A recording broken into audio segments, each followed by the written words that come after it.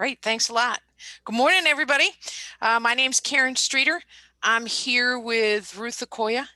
We're going to talk to you about the ISTE coaching standards and B.O.L.D. coaching. Ruth and I have been working with coaches for a lot of years. We're fortunate to have come up through Virginia, where they had an initiative at the DOE to add edtech coaches into the hiring scheme in the school divisions. And so we were there with that from the beginning. We also, Ruth is on the board at ISTE, and I serve on the leadership team for the EdTech Coaches PLN. So coaches are kind of a passion for us, which is why we wanted to talk to you about the standards today. We're here for B.O.L.D. coaching, and we have a series of resources that we've created for you.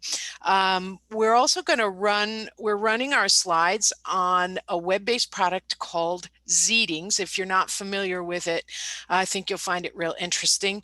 If you go to www.zeetings.com/R Okoye. You do that in a separate tab. We are going to be doing some polls and some other things during this session, and you'll be able to watch that unfold in that tab. So it might be something that you want to try, tool you want to try working with after the fact. So as I mentioned, there's Ruth on the right and me on the left.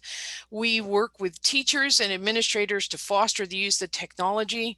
We work with the Source for Learning. We also do work with Cogent TLC. And we created a couple of resources for you today. There is a note taker. Ruth, did you drop the link in the chat for that? Great. I will. Then we also, if you're familiar with Wakelet, we created a Wakelet space, which is something that you can create. And we have added a series of Wakelets in that space that are each devoted to one of the different 7 standards for the ISTE coaching standards, and also a social media practice spaces Wakelet, and then some general coaching resources. So all of those are out there for you, and you can access them at your leisure. Alrighty.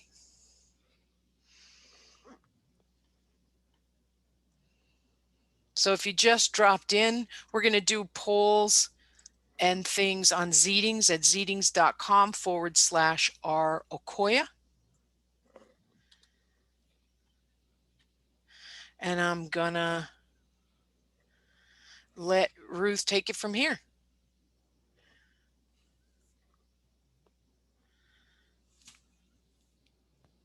Okay, so what we want to find out first is what you're hoping to glean from an unpacking of the coaching standards. If you have joined us on Zeetings, just go on ahead and type in so that we can all share some understanding of why we're all coming together for this today.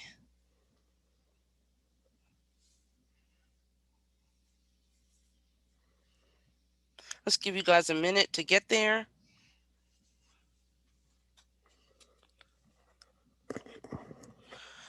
To learn more about the role of an EdTech coach, yes. We will learn some more about that today. So that's good. Anybody else?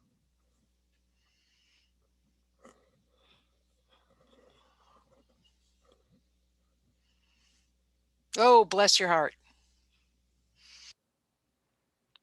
First year is a tough year because it's usually moves pretty fast and furious, and depending upon whether or not your school or school division or even college has really crafted roles and responsibilities for you, there can be an awful lot of hats to wear. Library coaches. Interesting. Librarians are another one of those roles that they do so many wonderful things within a school. oftentimes in the past as media specialists, when everybody used to really call them that, they actually functioned as the coach in many instances. All right. I'm gonna move on. Thanks for participating. So we're going to talk a little bit about the ISTE standards as a framework today. The interesting idea is that lots of people have frameworks, and as a framework, it gives us a common understanding, common language to talk about something. And so the standards themselves, the whole grouping of them, is ISTE's idea of having common language and common understanding about what we want to do with technology in terms of changing what's going on in the classroom. And the purpose for each set of standards is a little different. So for the student standards, they want to make sure that the students have the knowledge and skills they need so they can contribute to society. For the educators, they want to make sure that the educators build digital skills and pedagogical insights so that they can teach, work, and learn.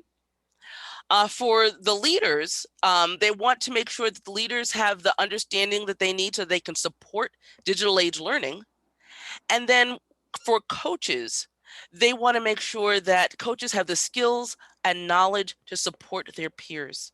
So that's the difference between each one of the sets in terms of what skills and knowledge they want to make sure that that group of people have when you're talking about the technology and the use of technology and the framework that ISTE is building.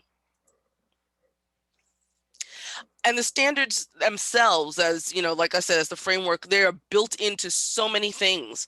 I know for the tech coach standards, there are some jobs that are actually written to those standards. So in terms of why people are using the standards, there are some teacher prep organizations and universities as well that use those standards, and they interweave those standards into coursework so that when the teachers are done, they have accomplished those different things. And then there's schools and school divisions that use the standards for tech adoption to make sure that they understand what things teachers need as they begin to determine what kind of things they're going to buy and put in their classrooms.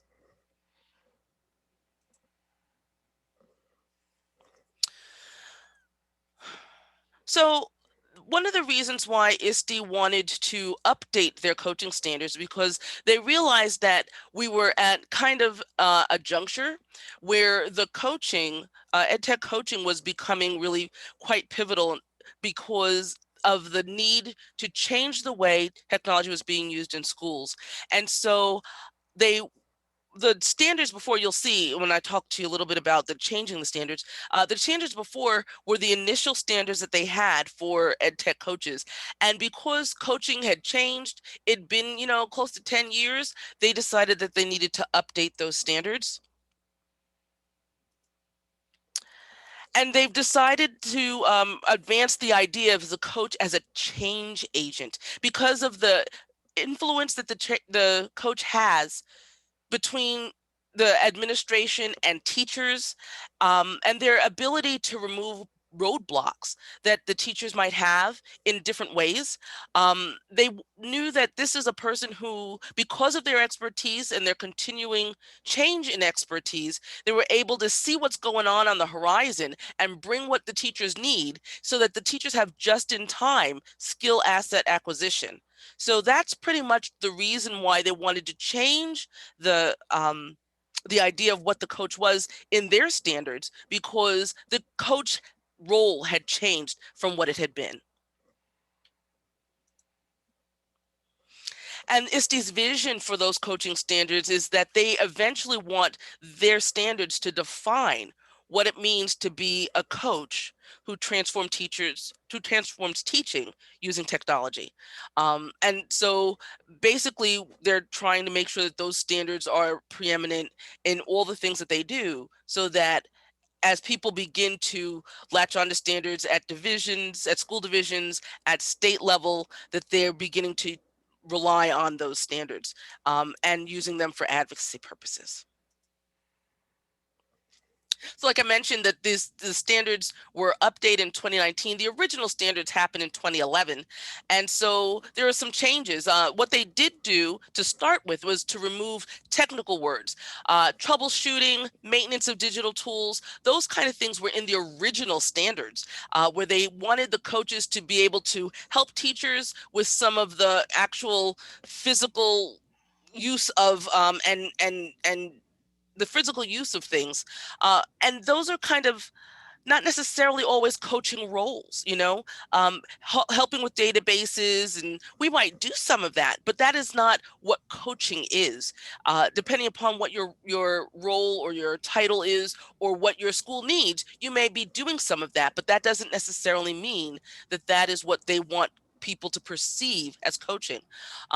What they did was to add the variety of roles that coaches play, because we all know that coaches wear many hats. And so as you look in the standards, you'll see that um, the different standards are actually different roles that the coaches play. And then they updated language so that it reflects some new terminologies that weren't really even in existence in 2011. And some of the perceptions of what an ed tech coach was just wasn't even there. And so they've updated the language to reflect some of what we do know and what we do now.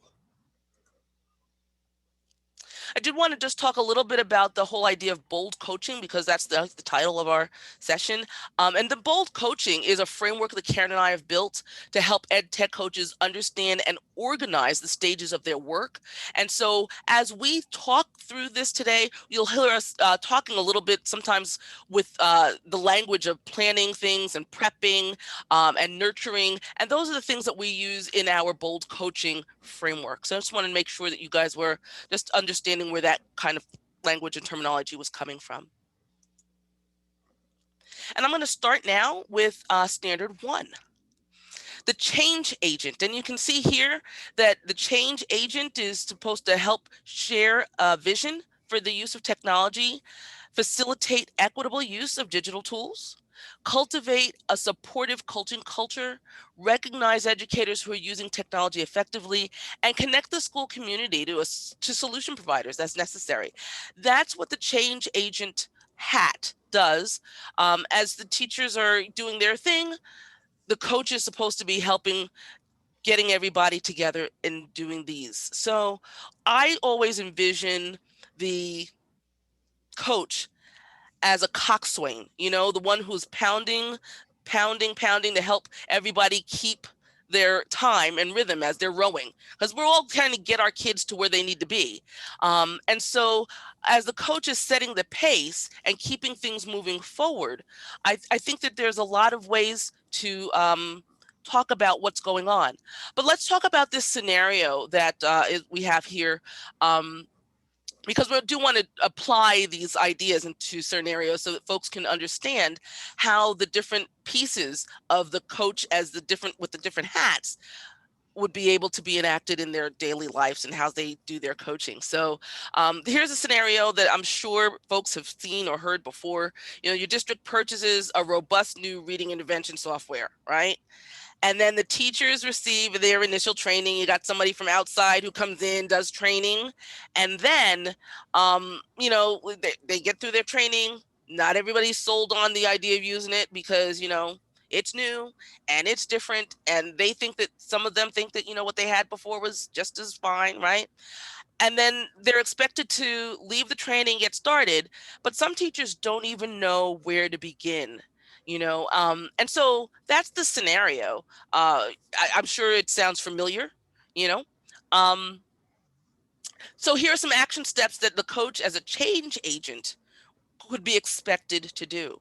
The first thing would be perhaps to shift equipment. If everyone doesn't have the equipment that they need, or the equipment that their students should be able to use in order to get things done with this new system, there's a need to do that and make sure that it's distributed equitably, meaning that the folks who need whatever they need have it, or we begin to make some, purchases to make that happen. And then recognizing teachers who are doing it right, either through giving awards or news blasts, or, if you have a coaching newsletter that you send out. I know some coaches who have they've made paper badges instead of just digital badges, that people can actually put up outside their door so that they recognize teachers and folks can know, oh, this is somebody who is doing it well, but also who they know they can go to if they need some help. And then the other thing is the supportive culture, being able to be there and talking to teachers and helping them know that they're not in this alone. There are lots of ways to cultivate a supportive coaching culture. What you might want to do is to leverage technology frameworks like the TIM, Triple E, SAMR, or even TPAC to help teachers get using terms that they can relate to in order to help them understand what true integration is. You could send out emails or explainer videos or an infographic to let teachers know what services you provide. They might not even know the range of things that you can do, from planning the lesson to co-teaching to helping them gather and look at data. And then, like I said, recognizing teachers who are integrating technology well. You could ask them to model for other teachers. You could suggest other teachers to go talk to them about an issue that they have handled well. It helps them help their other teachers, but it also elevates them so that they know that you've seen what it is that they are doing. I'm going to pass you over to Karen. All right. So the second standard is connected learner. And as you see here, we're looking at pursuing professional learning that's going to deepen expertise in the ISTE standards. We're going to keep current with emerging technology and innovations and continually improve coaching and teaching practice. So when we unpack this particular standard, it's kind of interesting because you're going to start using your PLN, right, to build your practice so that you can get adept at modeling the range of the ISTE standards, which might be a little bit different than what you think of at first pass with Connected Learner. You're also going to actively participate in your PLN to better coach your teachers and keep current with, say, essentially what's going on with pedagogy, what's new about how the brain learns, and what's new about technologies and how they're best used in the classroom. Then lastly, we're going to focus on shared goals, objectives that all of us are going to try to get to together. To keep in mind that everybody doesn't necessarily have the same goal, right, at the same time. I mean, different teachers should be looking at their data. They should have different goals based on what's happening in their classroom. You might even have goals fed down to you that are at either the building or the division level. And so you want to use all of that and reflect to drive your coaching practice through your PLN.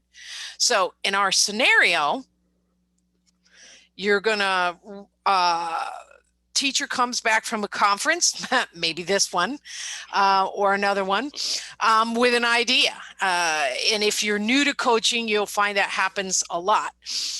You've never worked with the tool that this particular teacher is interested in, and she shared it during a faculty meeting and other people got jazzed about it.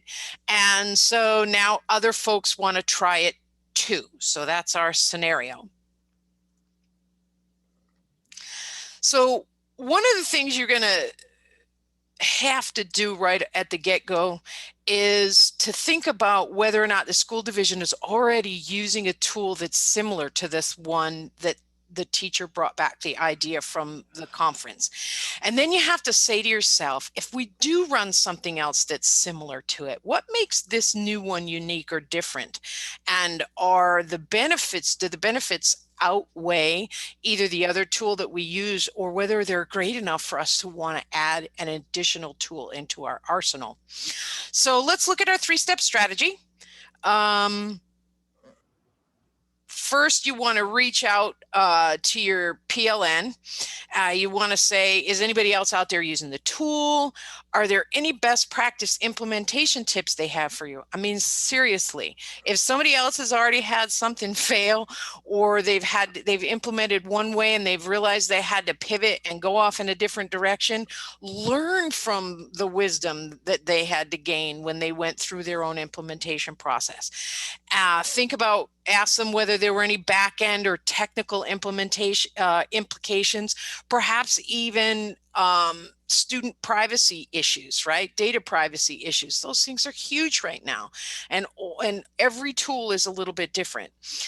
So that reaching out, you can reach out in different ways, whether you use Twitter, whether you're on Instagram, whether you belong to a community, say on Digital Promise, whether you are a member of ISTE and you're part of those PLN networks, all different kinds of ways. Second thing you want to do is you want to curate the feedback that you receive. You want to reflect, you want to review, reflect on all of those responses that you get. You need to synthesize them because sometimes you're going to get back a whole bunch of information. You want to choose which to include as you're doing this reflecting. Then you want to organize them in a way that incorporates the why. Why did they respond? Why is it? What is it about that particular resource that made you want to curate it and add it into this data that you're collecting? Because that narrative that you use when you curate will help you, because sometimes you get distracted and you go off on it. You're given another task, you have to come back and you want to look at why you included something that you did. So whatever narrative you can add is really going to help you. And finally, you want to give back by sharing those curated resources back out to your PLN. If everybody shared ideas and things with you, find a way to pull it all together and get it back out there so that you can contribute to the conversation yourself. I use Wakelet for that. You see a screenshot here in the center of the slide.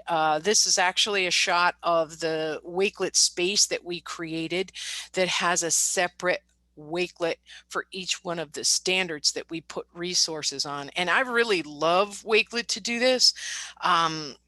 I've created playlists to share out, even Google Sites for things that were more complex. But Wakelet is my go-to because it's visually appealing, really easy.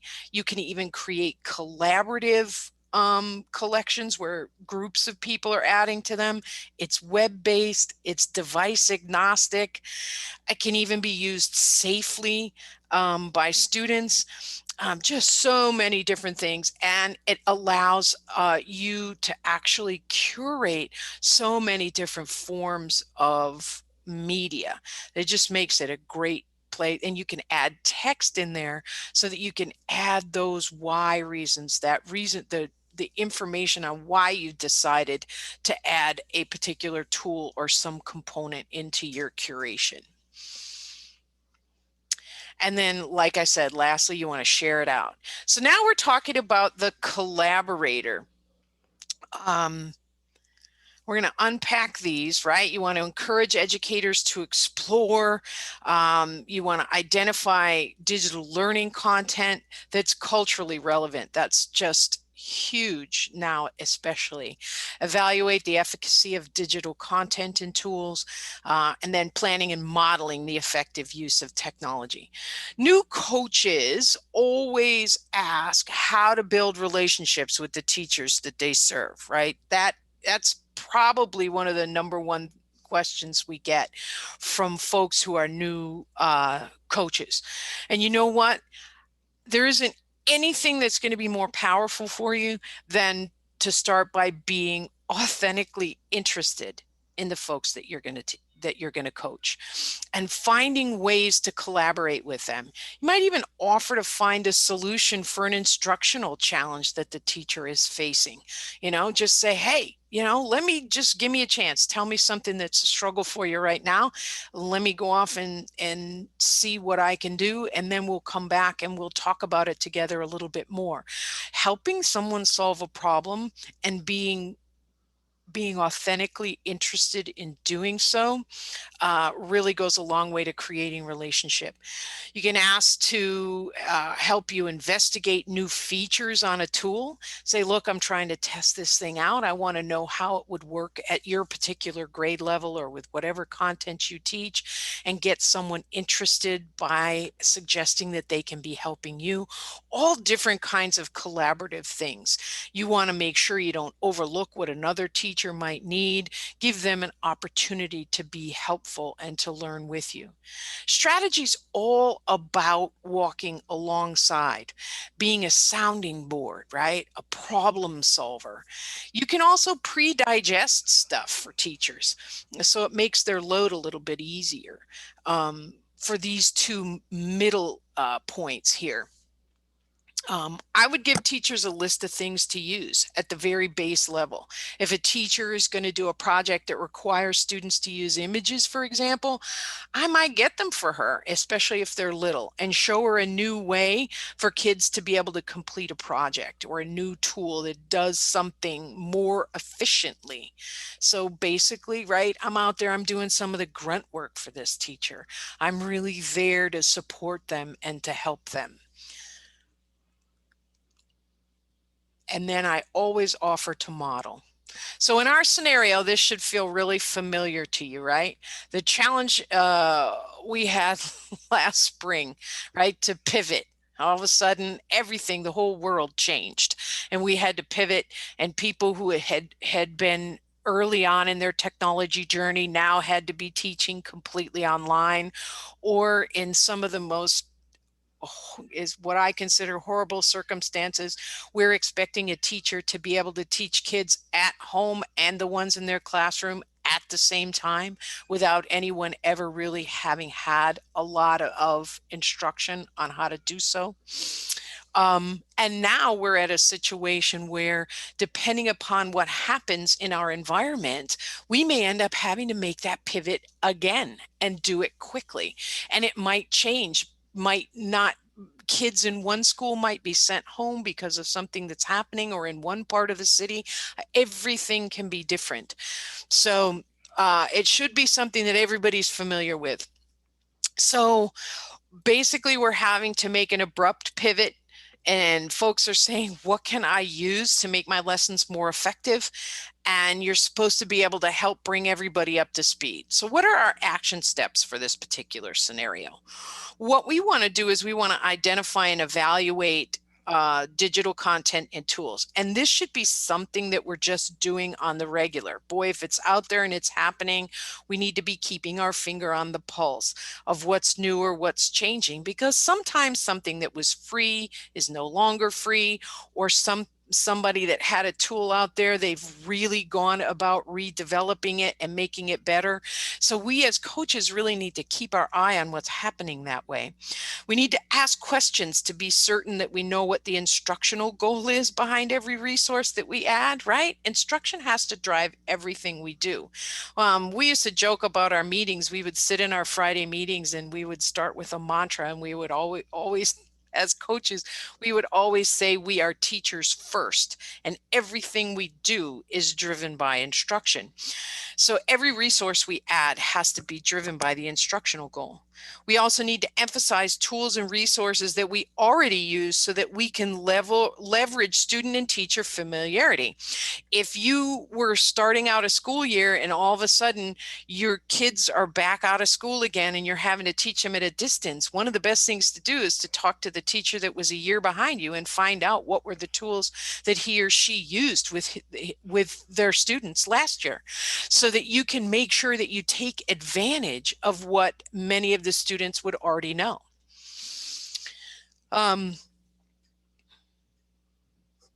We also want to share, to make sure that everybody knows what's available and how to get support for using it. And that information needs to be available 24/7. So for me, this scenario provides a perfect opportunity to develop or further enhance what we call a school-wide technology literacy initiative. And what that means is that at each grade level, students learn one new tool and they use it repeatedly as part of their literacy toolbox, not as a focus in itself, but as a support to instruction. And then next year they're going to get another one, and then after that they're going to get another one. And so now all the students are building their toolbox, and they are all being asked to use them in the course of their schoolwork. The teachers are learning how to use these tools, so the students carry that expertise with them from grade to grade, so that then the higher the grades, the more tools that there are that are available. And then teachers then are only having a finite number of tools that they have to learn in a year to learn to be really good at and to find really great ways to help it support instruction. These tools are chosen to support a range of content area needs, things like Flipgrid, Big Huge Labs, Write Reader, Adobe Spark, Google Slides, Microsoft Sway. Oh my goodness, there's so many fantastic things out there. So you want to identify the features and the uses that what they would be used for at each grade level, and then provide exemplars and tip sheets so that everybody can get implemented. I think that would be a great way. And then what you do is you offer to model the use of those things in the classroom.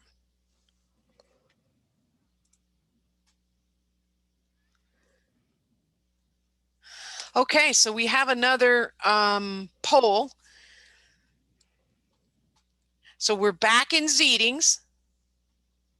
So what we're looking to find out is what thoughts or ideas or tips and tools do you have for implementing the standards that we've covered so far?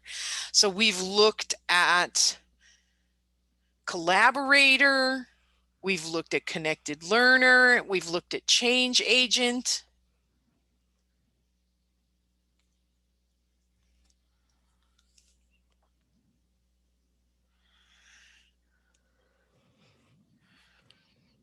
So what tips or tools or ideas do you have for any of those three? Learning Designer. So if you're back in the Zeetings tab, you can just type your answer in there. So we're at zeetings.com/R Okoye. All right.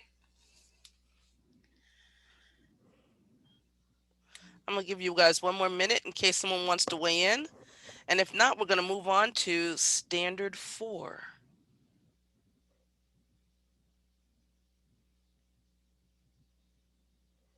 Oh.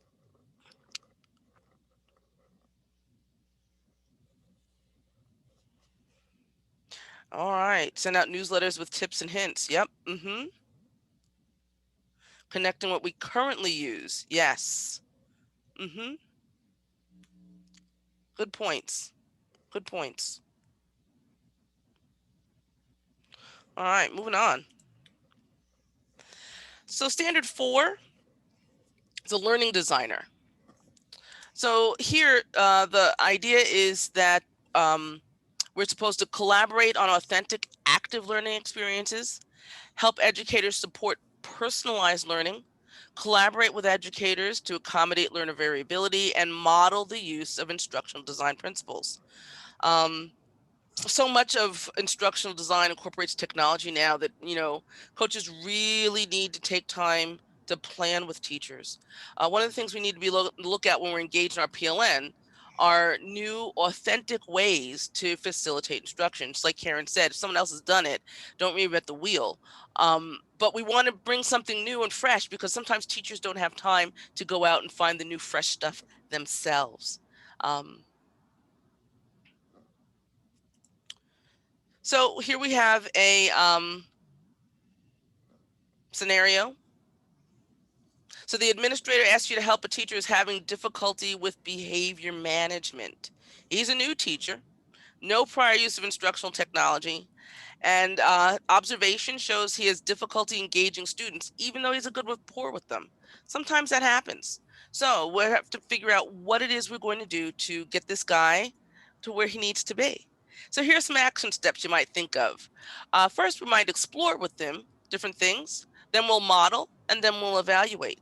Because, here's the thing, exploring, sometimes we feel like, everything has to have something different and new, but not everything has to have special equipment. For example, if we're looking to help him do something kind of different, we could use merge cubes. They're inexpensive and they're a great way to bring VR in the classroom. You can also use that software on a computer to allow students to build and design. It doesn't pop quite the same way, but kids can see the dimension in the projects, and the software is free. Even when learning remotely, you can set up classroom visits so that students can be engaged by authors, museums, other classrooms, using, Flipgrid's Discovery Library, or find some grid pals. Both Earth Echo, Discovery offer great live and on-demand events to tune into. Sometimes even Microsoft does that. Um, you want to help also with building some engaging self-paced lessons, perhaps using Genially or Wakelet or Symbaloo learning paths, or even Microsoft Sway, like Karen talked about before. Um, you know, um, then you want to, after you've explored some things, you might want to include the teacher in your exploration, and then you go in and model, show the teacher, this is how you might want to try to do some of this stuff, and I used to use, when I was in the building, I used to use the gradual release model. I'd go in, I'd plan with the teacher, and then especially with my teachers who had, three or four sections of the same class in the day, I'd start in the beginning in the morning, I'd teach the lesson. And then the second time they'd assist with me teaching the lesson. By the third time they'd be teaching, I'd be assisting them. And in the end, they'd be teaching the lesson. And I would just be there to kind of help make sure everybody kind of went along. That whole modeling thing helps the teachers understand where it is that they need to be and how it is they need to grab some of the tricks that you've learned and you're able to implement with them. Um, and then, evaluate how things are going. Edpuzzle's great. And you can also check out their new student projects if you want to. There are so many ways for, you to help with evaluation with the students. But I do want to talk a little bit more about the instructional design part of this, because if you need some more understanding about instructional design, specifically with, integrating technology, one of the things that I would suggest is Michelle Eaton's A Perfect Blend. It's a new book. She's also got a mini course, if you were interested, that ISTE is, you can get through ISTE-U. And I would also look into some of the UDL guidelines, because that would be helpful for this kind of a situation as well. And then the other thing is, if you're not familiar with Microsoft's Immersive Reader, you might want to learn which tools have it embedded, because that would also help as students are trying to, students are trying to access the content, and sometimes they just need accommodation. And we've got students who have what we call living and learning differences, so you might want to check out a little bit of that, so that you can assist as this teacher is trying to use technology and he's got no idea on how to make it happen. Karen, want to go on with standard 5? Sure. So we've talked about designing. Now we're talking about being a professional learning facilitator. You know what? Essentially, we need to be designing for our audience. And in this case, talking about adults, using strategies from different frameworks. Andragogy, experiential learning, transformational learning. We also need to incorporate what we already know is sound instruction when we're in front of them or working with them, right? Active learning, frequent and immediate personalized feedback. And we just don't want to forget to evaluate or measure the effectiveness of the learning that we facilitate. So let's look at our scenario. We're going to teachers are asked to use a station rotation model to allow, in order to allow time for intervention in the classroom. They were given a handout, right? It wasn't really clear. Imagine that. And a number of teachers are asking for assistance And the building administrator wants you to help ensure that everybody implements properly, right? So what are you going to do? Our action steps are, we're going to do a quick needs assessment. Who's currently using station rotation? If they're in elementary, what subjects are they using it in? How are they executing it? How many of the stations incorporate technology now? And if they are incorporating technology, at what level or where are they at in the journey, say using the SAMR model? Are they at a show what you know opportunity, or are they just using some adaptive learning tool that we affectionately refer to as drill and kill, right? So we had a content area that wanted to shift their middle school classrooms to using this model, and many of the teachers had never done that. We had the same thing happen at a high school, and they'd never taught that way. So giving them a handout or giving them a one afternoon session of PD and expecting them to be able to implement a huge change in the classroom like that, it's just not going to be effective. So now you have a feel for what your needs are, right? Because you've found out who's using it, how are they using it. So you've got some people that you can use as allies who you can draw on some of their wisdom, right? And you know who your champions are. So we're going to differentiate PD, and there's a whole host of different ways you can do that. You can do send out newsletters. You can create screencasts. You can do those things that people talk, they call them potty PD, right? Where you put little snippets together and they're taped on the back of the door in the restroom. You could create online modules, some of which are moderated, or mainly little self-paced modules. Some people do really well with learning on their own when you give them videos and give them information. Other people still need you to sit alongside them. The most important thing as a coach is for you to know who it is that you have to coach and how it is that they're best going to learn that information that you need to share with them. You might have virtual meetings, either at grade group or grade level. You could create tip sheets. Some teachers might even be the kind that just want you to send them some research or some articles that are a little more in depth on the concept of station rotation or whatever it is that you're trying to teach. And they're going to take that and they're going to digest it because that's the way that they learn and that's what they like. And they'll sift through it and tease it out. And then you also want to make sure that you do some recognition in faculty meetings or in parent meetings where you champion the people that are doing things well or that are really trying. And then lastly, you want to do feedback. And when we're talking about feedback, we're looking at it two ways here. First, we want to solicit feedback from the session that teachers are given or the different types of training that you provide. And then we always need to be thinking in terms of, right, a continuous improvement. So we want to find out then whether or not it changed practice in the classroom and whether or not it accomplished the ultimate goal that made the school want to transition to station rotation to begin with. So did it change practice? Feedback also serves to build relationship and trust. People like to be asked for feedback, and they really like it when they see some change back as a result of the feedback that they provide. Okay, so data-driven decision making. One of the most important things now that we're in kind of all kinds of classroom configurations is collecting data, both formative and summative, and then using it to provide good feedback for students, doing it quickly.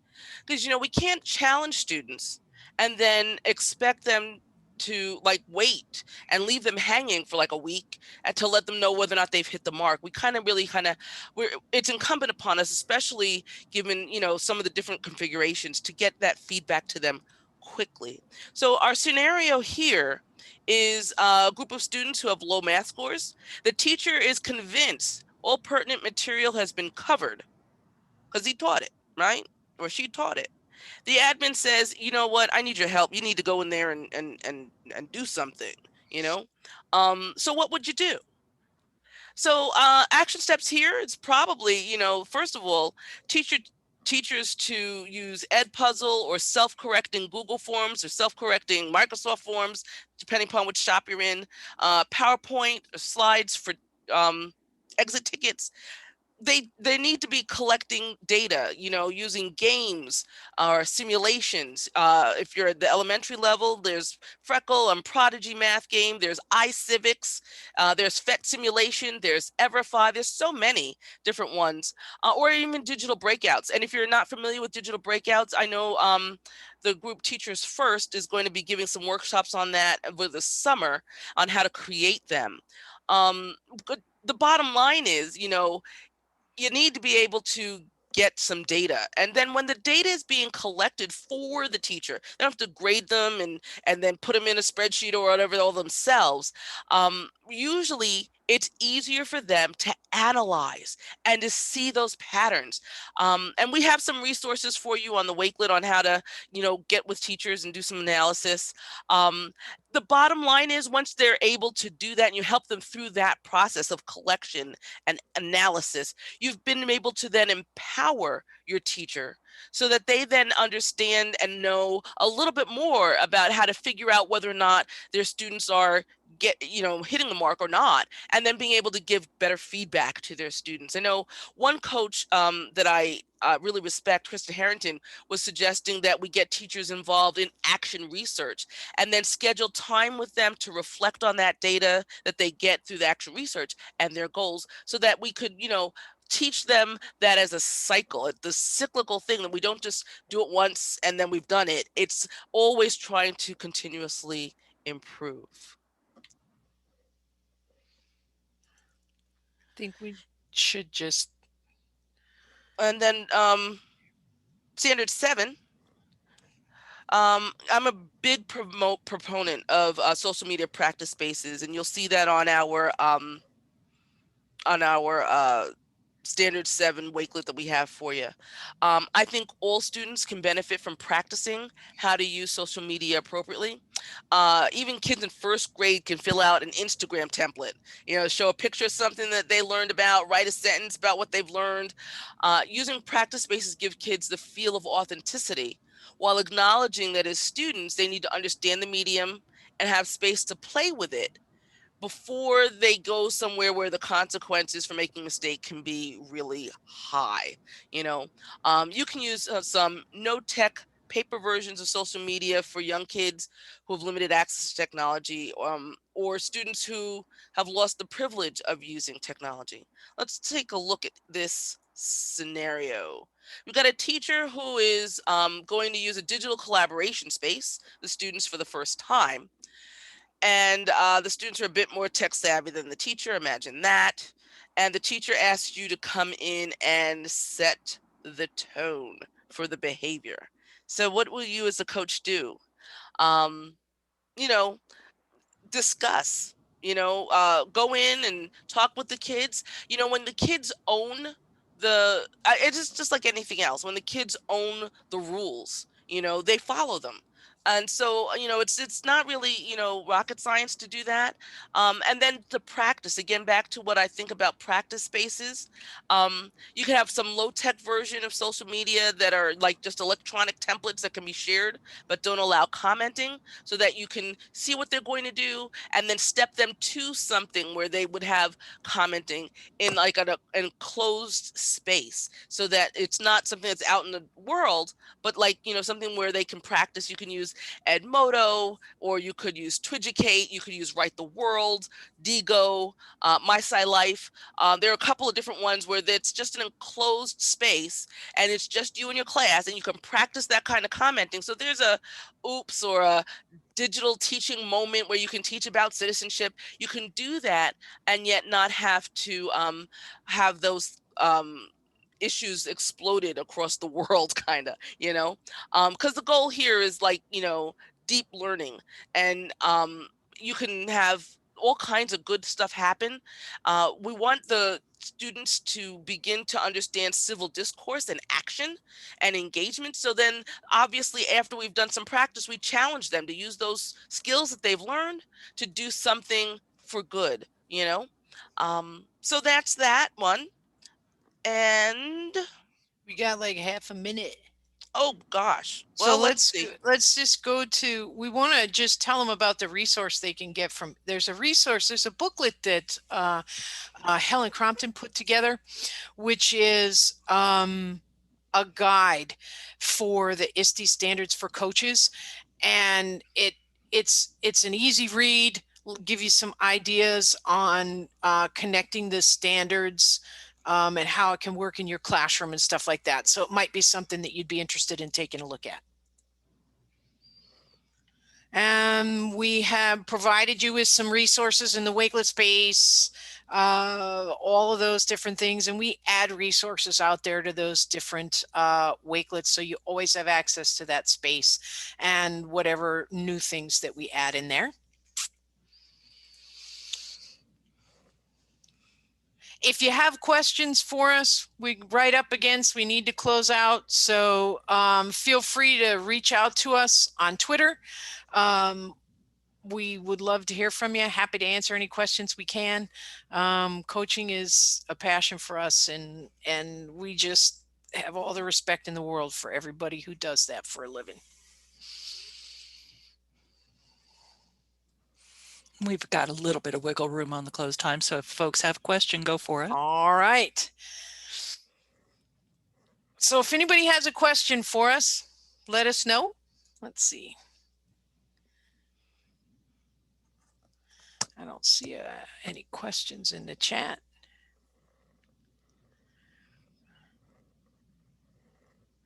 Lot of information. Sometimes it's a little bit different when you look at the standard and you think about how you might be implementing it or the way that you think of it, and it might be just ever so slightly different in terms of looking at all the pieces of that standard. Coaching certification through ISTE, that's an interesting question.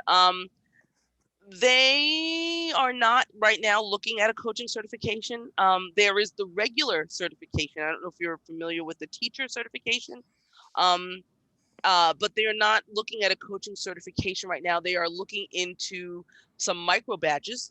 And so you might be interested in some of that work that they're doing, but not right now in terms of a coaching certification.